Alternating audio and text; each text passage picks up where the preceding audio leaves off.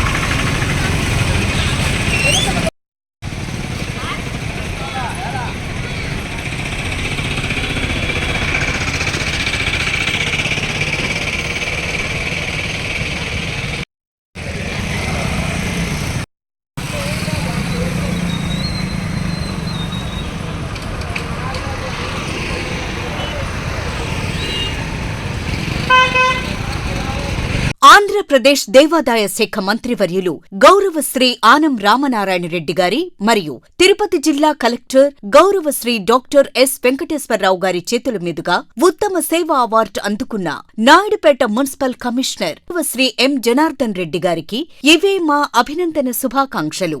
మీరు భవిష్యత్తులో ఇలాంటి అవార్డులు మరెన్నో అందుకుని మరింత ఉన్నత స్థితికి చేరుకోవాలని ఆకాంక్షిస్తూ ఇట్లు మున్సిపల్ కార్యాలయం ఉద్యోగులు మరియు మున్సిపల్ సిబ్బంది, సచివాలయం ఉద్యోగులు. మరిన్ని న్యూస్ అప్డేట్ కోసం A3 న్యూస్ ఛానల్ ని సబ్స్క్రైబ్ చేసి బెల్ ఐకాన్ ను ప్రెస్ చేయండి.